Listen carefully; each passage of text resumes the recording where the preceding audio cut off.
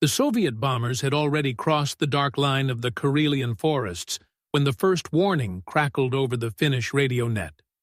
High above Lake Ladoga, their exhausts drew faint orange commas in the thin summer air.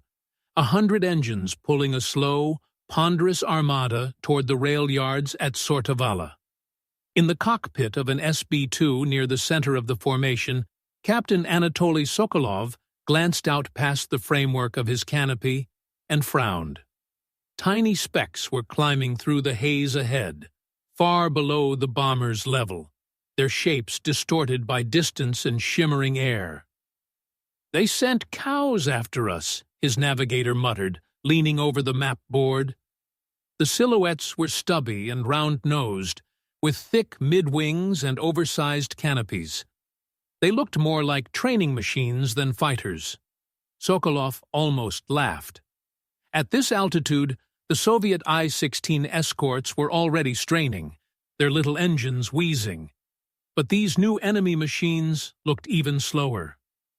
The laughter ended when the cows finished their climb. One of them rolled onto its back and fell toward the bombers like a dropped stone. The engines roar, turning into a deep, rising bellow. The pilot, a stocky Finn named Ilmari, felt the straps bite into his shoulders as the altimeter unwound. The Brewster's canopy frame vibrated, the lakes and forests spinning in his peripheral vision. Ahead, the bomber formation grew with frightening speed rectangles of glass, red stars on wings, the blurred discs of spinning props. He steadied the gun sight dot on the lead SB-2's left engine and squeezed the trigger. 4 heavy Brownings answered together. The nose of the Finnish fighter shuddered as streams of tracers leapt outward, converging into the bomber's nacelle in less than a second. Flame burst from the cowling, then spread back along the wing like spilled paint. The Soviet machine rolled onto its wingtip, plunging out of formation, trailing a black, oily comet tail. Behind him, 3 more Brewsters pulled through the same attack. Another bomber disintegrated under their fire. A third lost its tail. The tight Soviet box unraveled in an instant as stunned crews hauled at their controls and shouted over each other on the intercom.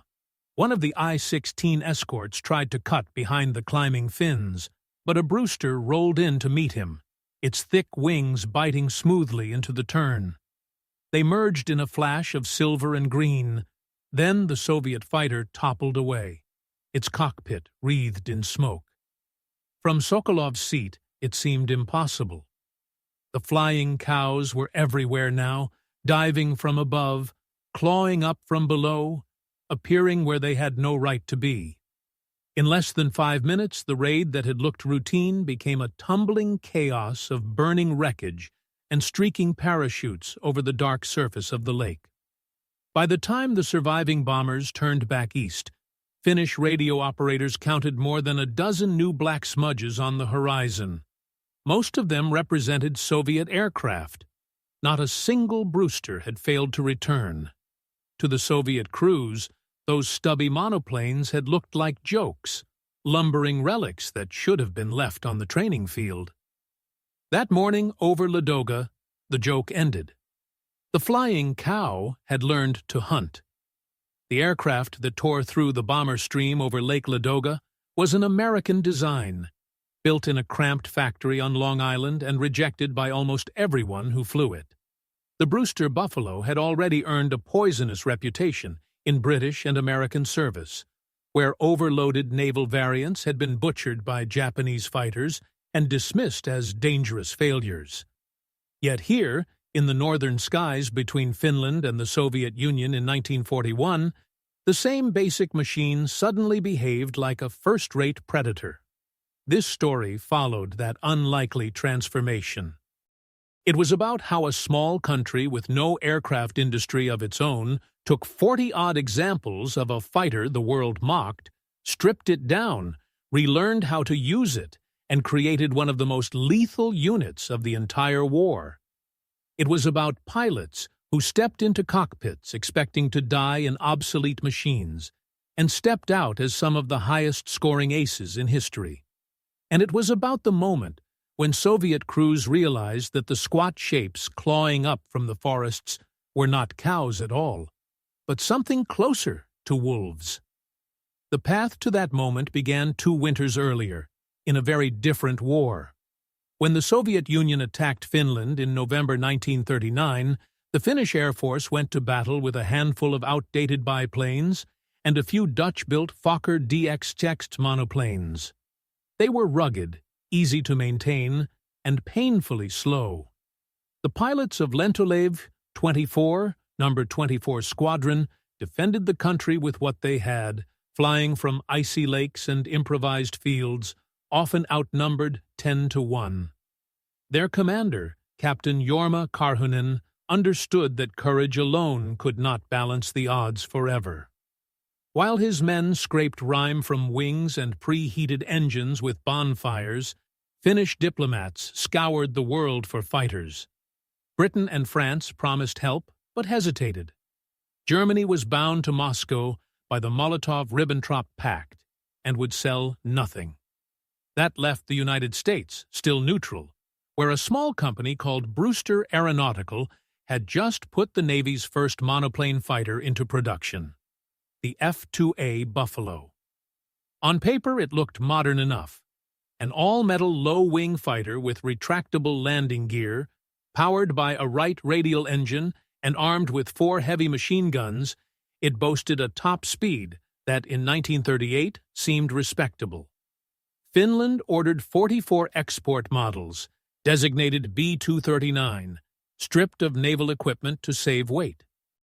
Brewster shipped them in crates, without guns, radios, or armor, to be assembled in Sweden and ferried across the Gulf of Bothnia. By the time the first Brewsters reached Finnish soil, the Winter War was ending in a bitter armistice. The new fighters would not fire a shot in that campaign. Instead, they sat in hangars at Vesivehma and Imola as mechanics and pilots tried to understand what they had bought. At first glance, few were impressed. The Buffalo was short and chunky, its fuselage resembling a barrel set on wings. Compared to the slim-nosed Fokkers, it looked heavy. The sliding canopy, broad undercarriage, and oversized tail made it appear almost toy-like. One pilot joked that it resembled a flying beer keg. The nickname stuck. The test flights, however, told a different story. Without the arrestor hook, catapult spools, and naval radio gear of the U.S. Navy version, the Finnish B-239s were hundreds of kilograms lighter. With their Wright R-1820 radial engines carefully tuned for cold weather, they leapt off short runways with ease. Once airborne, the stubby wings gave them a forgiving stall and a surprisingly tight turn at medium altitude.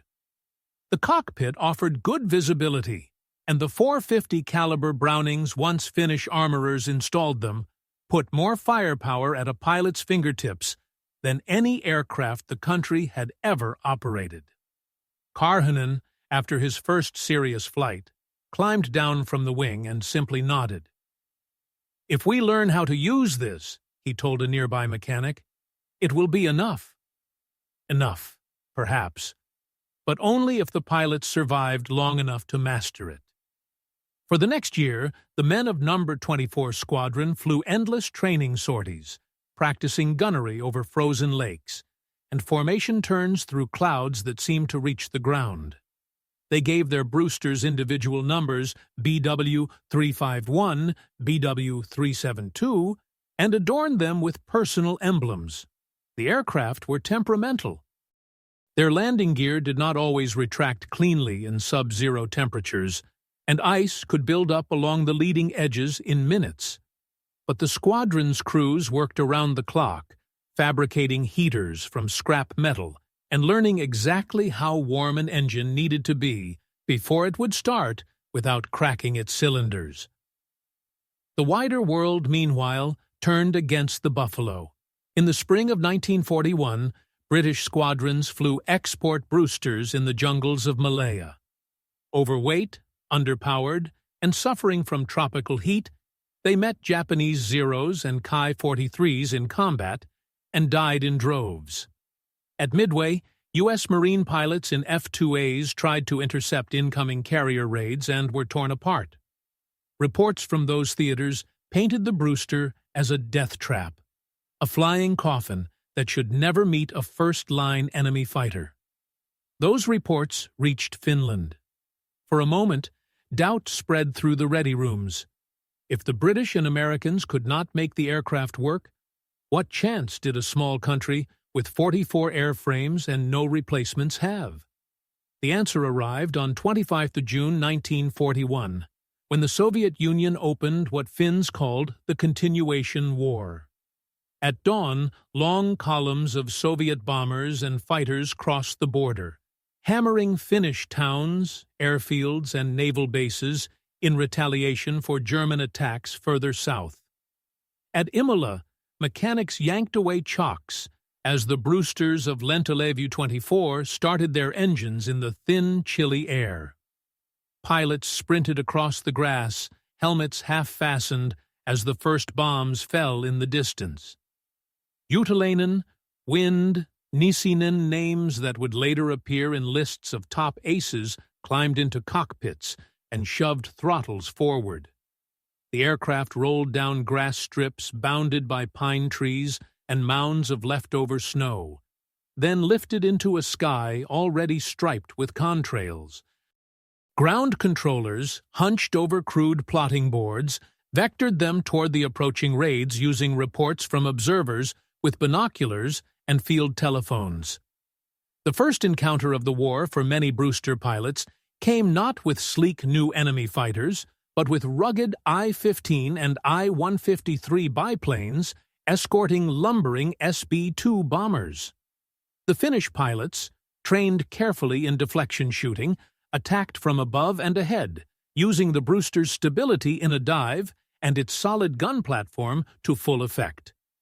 On one of those early days, a four-ship Brewster patrol intercepted a Soviet formation more than 6 times its size over the Karelian Isthmus. Within minutes, the sky was full of smoking aircraft. When the Finns returned to base, their ground crews counted over a dozen victory marks, freshly painted under canopies that were still spattered with oil and cordite stains. Not a single Brewster had been lost. It looked, from the outside, like a miracle. It was not. It was the product of careful adaptation. Finnish doctrine did not ask the Brewster to be what it was not. Pilots were told bluntly that they could not rely on superior speed or climb at high altitude. The aircraft's big radial engine lost power quickly in the thin air above 20,000 feet. Instead, they were to fight where the B-239 was happiest below 15,000, where its lightened structure and broad wings gave it a tight, predictable turn, and its engine pulled strongly. They avoided vertical engagements where Yak and MiG fighters could use their climb to advantage. Instead, they employed a mix of high-side attacks and flat-turning fights close to home, where they could choose the altitude and disengage when necessary. The Brewster's radial engine, lacking a fragile coolant system, could absorb hits that would have crippled liquid-cooled Soviet engines. As one pilot put it years later, "You could pepper the nose with machine guns and she would keep pulling like a tractor." The results were startling. Throughout the summer and autumn of 1941, No. 24 Squadron's score climbed steadily. Small formations of Brewsters intercepted larger Soviet raids again and again, particularly over the narrow waist of the Karelian Isthmus and above the waters of Lake Ladoga.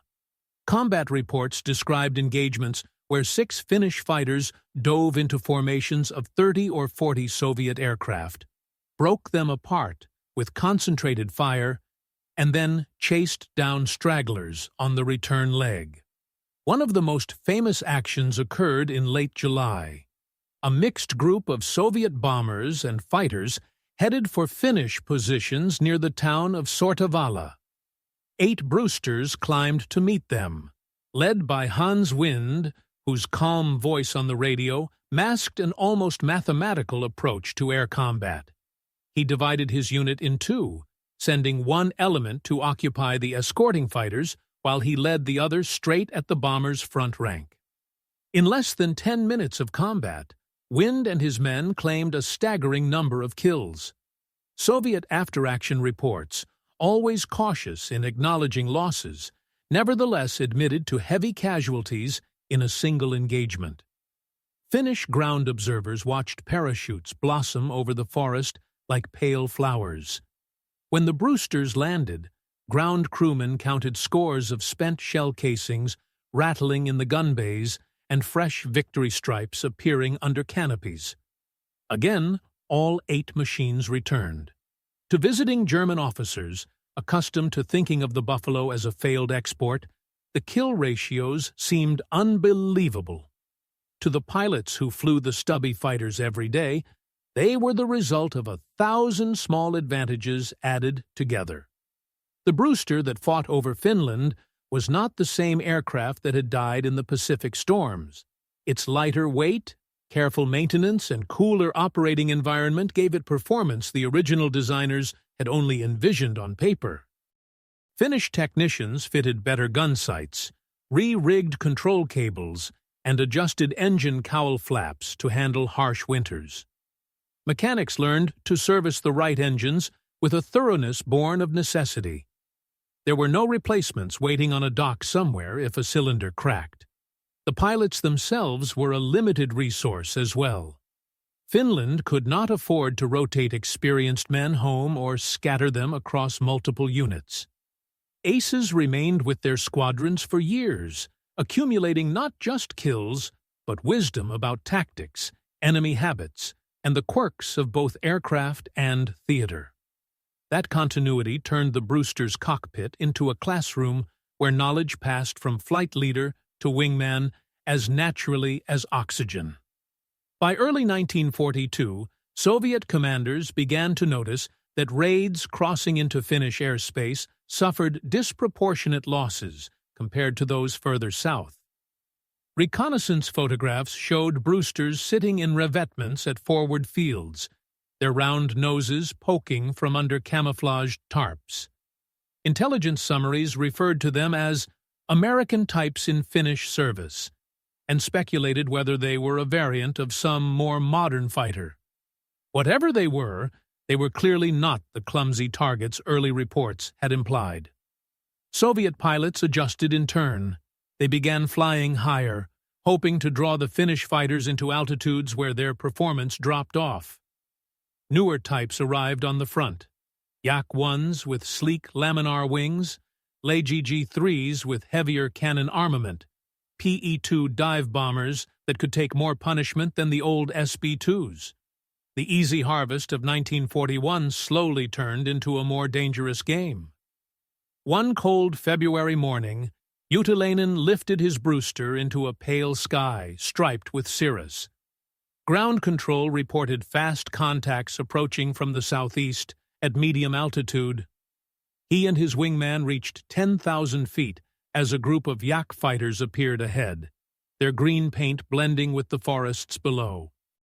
For the first time, the Finn faced opponents whose performance roughly matched his own. The fight that followed was brutally close. The Yaks tried to drag the Brewsters into vertical maneuvers, climbing sharply out of gun range and then dropping back in a series of slashing attacks. Juutilainen refused to follow. Instead, he held his speed, made shallow turns, and waited patiently for the moment when one of the Soviet pilots misjudged his dive. It came quickly. A Yak overshot, briefly silhouetted against a gap in the clouds. The Finnish ace rolled left, pulled the nose through the target, and fired a single long burst. The Yak disintegrated in midair, its wings torn off at the roots. Another Soviet fighter, trying to help his comrade, flew straight into the path of Juutilainen's wingman and vanished in a burst of flame. The remaining Yaks broke away, abandoning the engagement. After landing, the Finns examined their aircraft. One Brewster carried several new holes in its wings and tail surfaces, as well as a deep gouge in the engine cowling where a 20mm shell had exploded and failed to penetrate. The pilot shrugged. "She brought me home," he said. The phrase became almost a ritual among Brewster men. Even with its strengths, the flying cow could not escape time. By 1943, the front had grown quieter in the north, but when fighting flared, the Soviet units meeting the Finns fielded improved LA-5s and Yak-9s with better engines and heavier guns. At high altitude, the Brewster was now thoroughly outclassed. Number 24 Squadron adapted again. They shifted more and more toward interception of low-level raids and close support missions, where their familiar machine still held advantages in visibility and handling. They also began transitioning to German-built BF-109s, which promised the altitude performance and speed the new environment demanded. For the men who had spent hundreds of hours in the Brewster's wide cockpit, the Messerschmitt felt cramped and brittle. One pilot later recalled his last mission in the cow. It was a summer evening in 1943. A small Soviet reconnaissance aircraft crossed the front line at low level, hoping to slip past unnoticed. The Finn launched alone, climbed just enough, and intercepted the intruder over a patchwork of fields and lakes. He hauled the Brewster into a gentle curve, lined up the target, and pressed the trigger. The twin-engined machine caught fire and rolled into the forest. There was no drama, no swirling dogfight, just a final, almost casual kill from a veteran who knew exactly what his aircraft could do. A few months later, the same pilot strapped into a BF-109 for combat. He missed the Brewster's easy stall, its wide-set gear that forgave uneven landings, the way its radial engine muffled some of the explosion when anti-aircraft fire got too close. But he did not miss its lack of speed when Soviet LA-5s plunged out of the sun. The war had moved into a different phase, and the flying cow could no longer keep up. The airframes that had carried Finland through the hardest early years slowly disappeared. Some were written off after landing accidents on muddy fields. Others were cannibalized for parts to keep a shrinking handful serviceable. One slid off the end of a snow-covered runway in poor visibility and sank through the ice of a small Karelian lake, where it would lie for decades. Yet their legacy persisted in numbers that still startled aviation historians. By conservative counts, Finnish-flown Brewsters destroyed over 450 Soviet aircraft for the loss of fewer than 20 of their own in combat. Some calculations, depending on how shared victories and ground fire losses were tallied, placed the kill ratio even higher. In raw statistics, no other fighter of the war matched that record. Behind those numbers stood individual careers that bordered on the unbelievable. Juutilainen scored more than a third of his 94 confirmed victories in the Brewster before moving to the BF-109. Hans Wind, another Brewster specialist, amassed dozens of kills in the same machine. Many Finnish pilots became aces by the common definition, 5 or more victories without ever flying another fighter type. For them, the squat little American import truly was an ace maker. When peace finally came to Finland in 1944, the surviving Brewsters were tired. Their engines had passed recommended overhaul life long ago. Their structures bore the scars of patch repairs and hurried field modifications. The country, eager to move past the symbols of war, sold a few to civilian agencies, scrapped others, and simply abandoned some in remote airfields where grass slowly curled over their wheels. The machine that had once terrified Soviet crews almost vanished from the earth. Decades later, fishermen on a Karelian lake snagged their nets on something solid beneath the dark water. Divers went down and found the intact shape of a small monoplane resting in the silt, its canopy still mostly in place, red and white Finnish roundels faintly visible under a film of algae. Serial numbers confirmed it: BW-372, A Finnish Brewster lost in 1942 after a forced landing on the ice. When the aircraft was raised, the air inside the cockpit escaped in a rush that smelled faintly of oil and old fabric. Instruments still sat in their panel. The control column remained upright. Bullet holes dimpled the fuselage, each one a frozen memory of a fight in the gray northern sky. The Brewster was eventually shipped across the Atlantic and restored, a relic of a unique chapter in aviation history. At museums and veteran reunions, Finnish pilots who had flown the type in their youth sometimes stood before displays featuring the stubby fighter and tried to explain to curious visitors why they still spoke of it with such affection. They described its forgiving handling, the way it rolled smoothly into a turn and stayed where you put it, its readiness to absorb punishment and bring a wounded man home. They talked about long patrols over empty forests, about the sudden flare of tracers in their gun sights, about the crackle of the radio when ground control vectored them toward yet another incoming raid. One of them, asked late in life whether he had ever been afraid to face enemy fighters in such an obsolete machine, smiled faintly. He remembered the first day he saw British newspaper clippings calling the Buffalo a flying coffin. He remembered the first time he watched a Soviet bomber break apart under the impact of his 4 Brownings. He remembered nights when he walked past silent rows of Brewsters on a snow-covered field and understood that the defense of his country rested on their stubby wings. "We knew what others said about it," he replied, "but they did not fly our Brewsters. They flew something heavier, slower, and badly used. We took the same airframe, cleaned it, understood it, and fought where it was strongest. If you respect a machine and know its nature, it will surprise you."